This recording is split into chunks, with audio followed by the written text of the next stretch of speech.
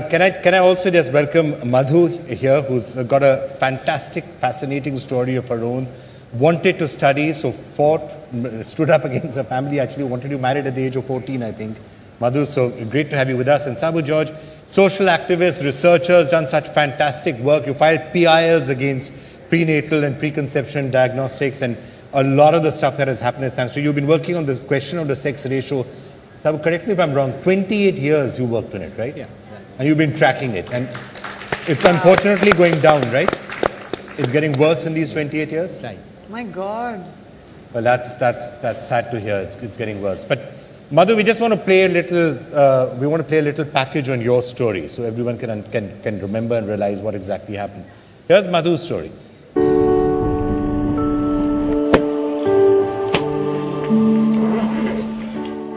This is a walk most children take for granted, not Madhu.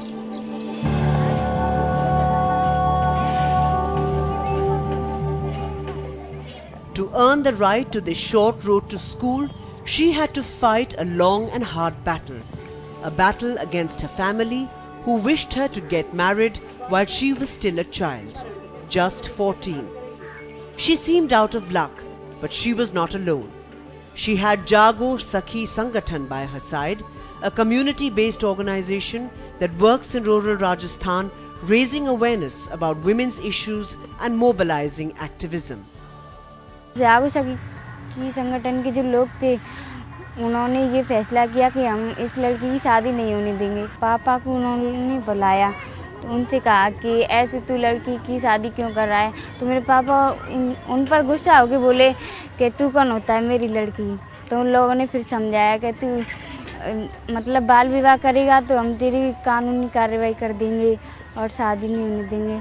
तो मेरे पापा फिर मुझसे सलाह लेने लगे कि तू बता, तू चाहती है शादी करना या नहीं। मैंने भी मना कर दिया। मम्मी पापा को समझा दो, मैं तो पढ़ने जाऊंगी, पढ़ लिख करके नई रोशनी घर में लाऊंगी। Not every girl of Ratanpura has been as lucky as Madhu. 22-year-old Mithilesh had fallen victim to child marriage when she was only 16. मेरे पति मतलब शादी के 1 साल बाद गुजर गए थे और उस टाइम मेरे पास बच्चा था 2-3 महीने का। तो सास ससुर ने मुझे घर में नहीं रखा, तो उनको क्लेम के 5 लाख रुपए मिले। पढ़ना तो चाहती हूँ लेकिन वो नहीं है कि आगे पीछे नहीं है कुछ, क्योंकि मेरा भैया था वो भी गुजर गया है, अकेले पापा हैं और वहाँ से तो कुछ है ही नहीं और बच्चा है मेरे पास, बच्चे के लिए भी तो होना चाहिए कुछ। तो इतना खर्चा पढ़ने का, बच्चे का, मेरा पापा कैसे उठा सकते हैं अकेले।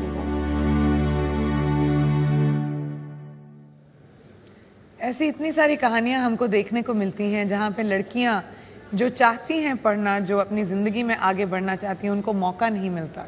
चाइल्ड मैरिज एक बहुत बड़ा कैसे कहूँ मैं, मेरे हिसाब से तो एक सिन है। मधु, तुम यहाँ पे बैठी हो, तुम बहुत बड़ी एग्जाम्पल हो हम सब के लिए। तुमने अपने परिवार के खिलाफ खड़े होकर कहा कि तुम्हें शादी नहीं करनी है, क्यों?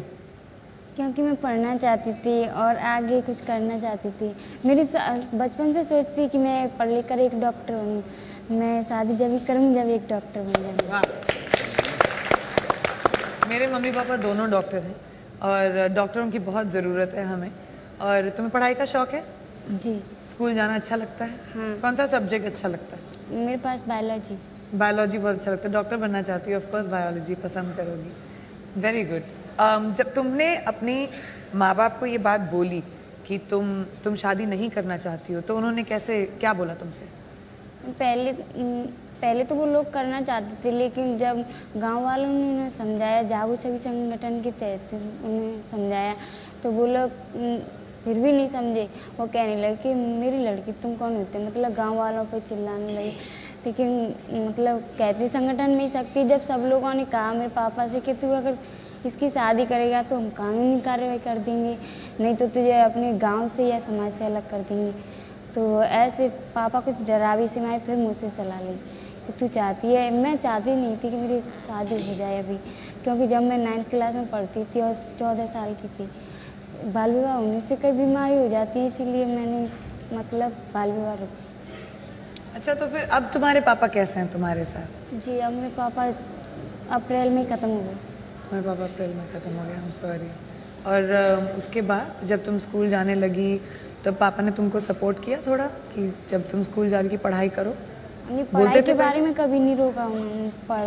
पढ़ाई की तो कहते थे, लेकिन क्या था, हमारे पापा की आर्थिक स्थिति थोड़ी कमजोर थी और हम 2 बहनें थी, तो वो चाहते थे कि एक ही मंडप में दोनों निकल जाएं तो और अच्छा है। ताकि दोनों की शादी हो जाए, फिर वो ताकि जिम्मेवारी खत्म हो जाए। तुम्हारी मम्मी है? तुम्हारी मम्मी को कैसा लगता है कि तुम पढ़ रही हो, पढ़ लिख रही हो? बहुत अच्छा लगता है। अच्छा लगता है। वेल आई होप कि तुम बड़ी होकर डॉक्टर बनो, हमें बहुत ज़रूरत है अच्छे डॉक्टर्स की।